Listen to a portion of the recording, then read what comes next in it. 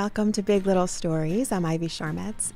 We have so many great entertainment venues here in New Jersey, so many wonderful opportunities to experience the arts and all of the benefits that come with that. And one of the organizations that is truly on a mission to make the arts accessible to all who are interested, and they're doing a really great job at that too, is the Count Basie Center for the Arts in Red Bank.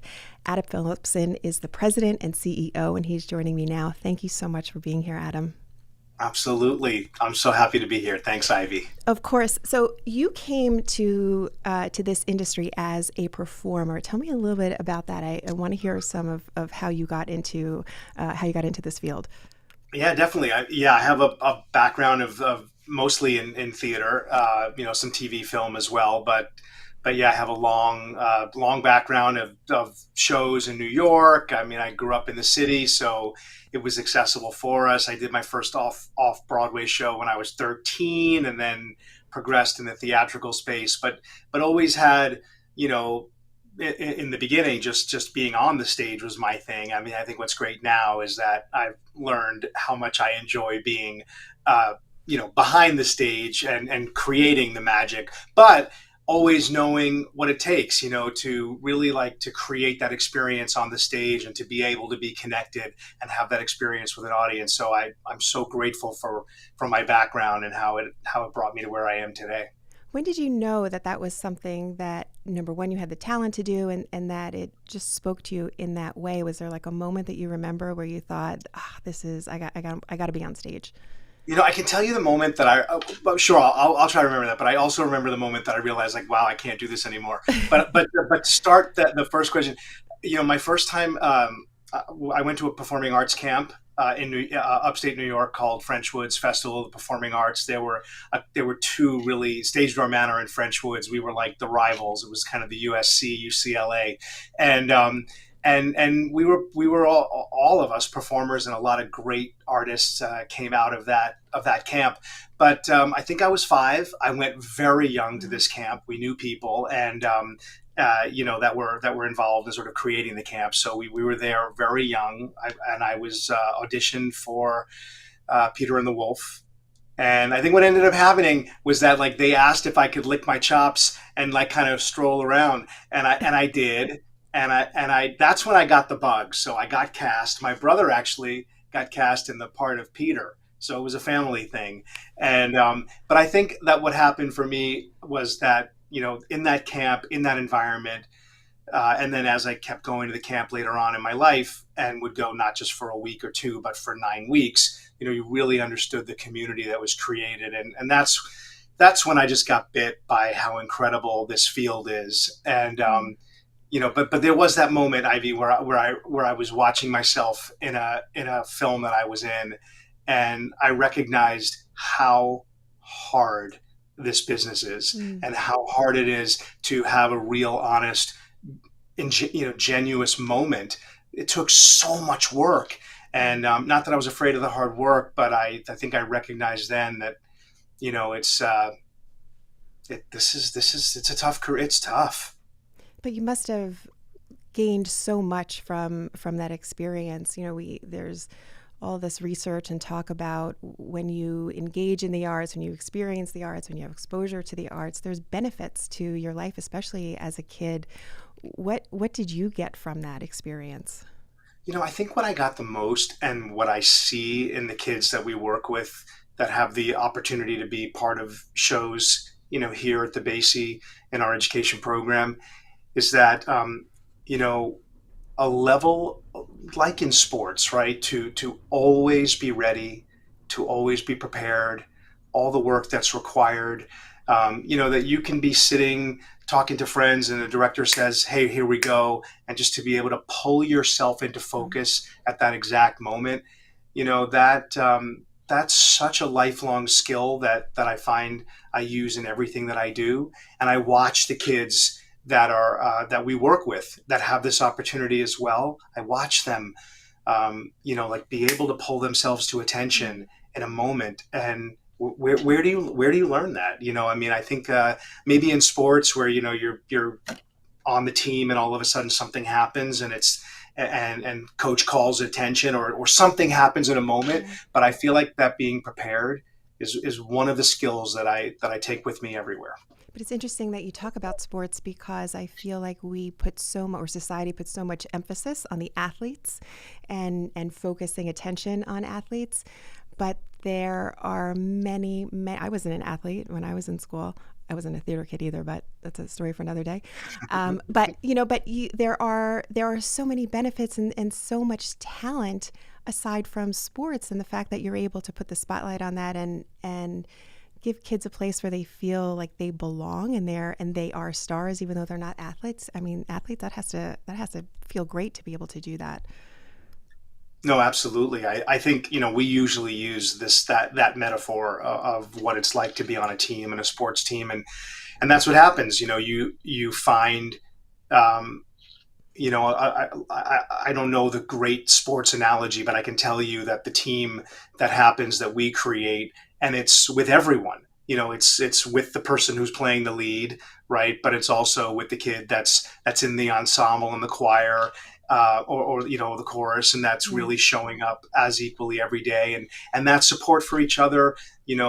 How much you rely on everybody. It's great that you may be the lead, but without the chorus, you're that scene does not come off the way it needed to, and you play off of each other and you support each other, and you see it, and it's so critical, because clearly we all, including me, don't have the athletic ability, Right. but there's so many other areas where you gain so much value from that collegiality, and I know that's what we create here, and that's what happens in the arts. So how did you end up at the Basie? So, I was a New York actor, and then moved out to LA. I had an agency that merged with an LA agent, so we moved out. And then, my family were always back here. I was always sort of had an eye on, wouldn't it be great to get back east at some point? And then I got tapped to by someone who was doing a recruit search for the Count Basie, at that time called the Count Basie Theater, before we raised it up to the Count Basie Center for the Arts, and that's when I first had the chance to come here and come back, and realize it was time for me to move back. And I had already been now out of the art, the theater side of the acting side, and more in the realm of creating and producing and opening theaters. So I had this chance to come here and take what was a beautiful, beautiful theater Mhm. and really turn it into this entire regional center for the arts. And that was our growth. Were you surprised by how much culture and arts and entertainment and just how much access there is in New Jersey to that kind of thing? Yeah, I mean, I think it's not that I didn't know that it existed. And growing up in New York, obviously, we were Sure. we were close to Jersey. So, and a lot of my friends in Jersey, and a lot of my friends that went to that camp that I mentioned, Yeah. David Stone, who produced Wicked, we were friends in camp, and he was from Marlboro. So, I always knew that there was a lot of creativity. I think when I got here, just recognizing how many theaters Mm, like the Basie are in the state, and how much, there's an economy for the arts, not just for presenting that we do on the big stage, but just for the development and the growth, and how much talent. I mean, I think that was what blew my mind when I started recognizing that, like, the Basie has the Basie Awards, which is right. now going to be in its 20th year, Wow. and how much talent was coming out of these schools, and really just moving their way up, and probably because of the proximity to New York. Like, the dream of making it to New York Right. is a lot closer than maybe if you're farther in the country. So you mentioned the Basie Awards, and I think we should talk about that for a second because they are really like it's like a Tony Awards program that happens at the Basie Center once a year. And talk to me about how special and how amazing I that mean, programming is. And I mean, it's always a favorite every year. that's an incredible night. You're right. It's sort of Monmouth County, our Yeah. version of the Tony Awards. So it's all of the high schools, and their productions, so their drama. But it's more than that, and it's really become more than that, which is great. What was amazing when it started was that, there wasn't a theatrical community in Monmouth County. So obviously the normal competition, but not like going to see someone else in their Mm. production. And that's the community that's been created. So, that's something that I think is almost as remarkable as the talent that it generates. And now it's gone one step further where it's not just who's on the stage, but it's the stage managers and Mhm. it's the kids that are involved in the creation and the costumes. And that's really what I think is so remarkable. There's talent everywhere, on the stage, behind the stage, and we have an opportunity to showcase that. You mentioned also the difference between, or when you first came to the Basie, it was the Count Basie Theater. Now it's the Count Basie Center for the Arts. What is the difference between a theater and having a center for the arts? You know, when I got here, the theater felt like it was like a spot where artists pass through. They're going kind of from one theater to the next. Yeah. It's a tour.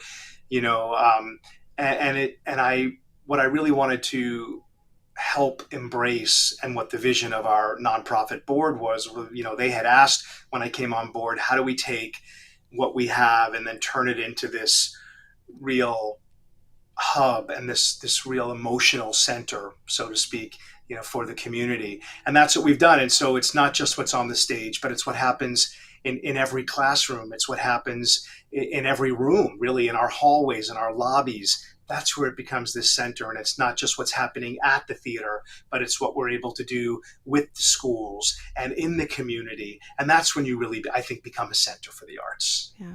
I want to talk a little bit more about all of the work that the Count Basie Center for the Arts does for the community. We're going to take a little break, and when we come back, we'll jump right back in.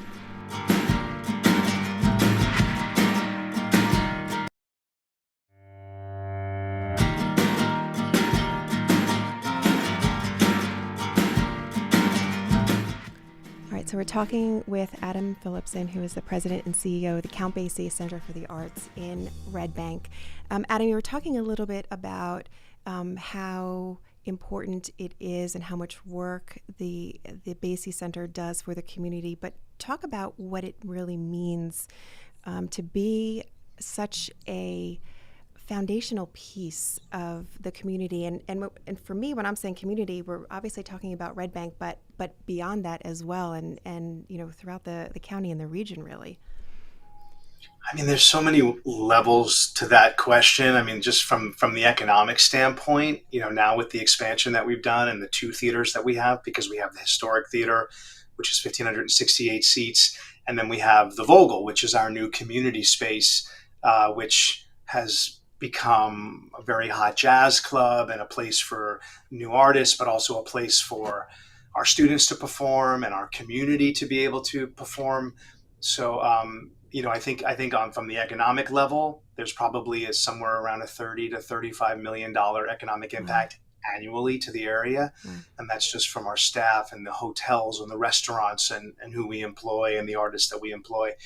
So, I mean, from the economic standpoint, that in itself is amazing. Yeah. But I think just from the other standpoint, where there's so much great importance for what we do for the region, is really for just finding artists and creating that outlet, creating that place and the healing, really, because I think what we've learned more than ever is how needed the arts are for our social and emotional well-being. And that was something that I think we learned. We've always known, but I think the world saw even more post COVID, where every commercial you saw happened to be people performing and people, doing their first dance number or singing outside of a balcony. I think it was really showed us all, and we've kept that post COVID, is how important the arts are for our health and well-being.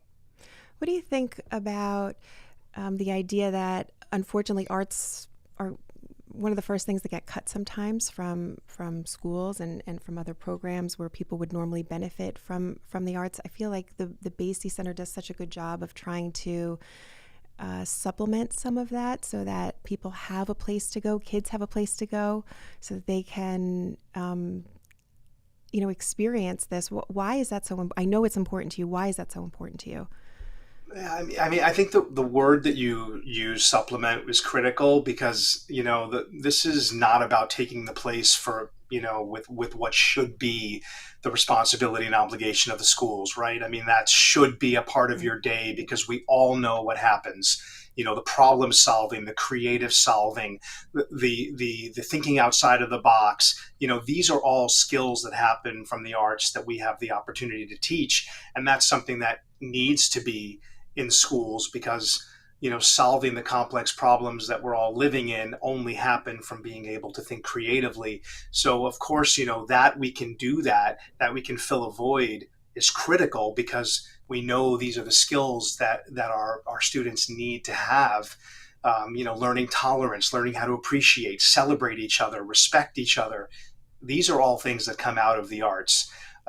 So should be living in the school every day, but that we can do that and fill a void for what is clearly, as you mentioned, the first thing to be cut is really more than anything, it's our obligation. And I know the community theater that, with it means so much to the adults also. So it's important for the kids, but also for adults that love to experience all that being part of a community theater experience offers them as well. Talk about, Phoenix and why that's such a sort of Yeah. a warm piece of what the Basie does, I feel like.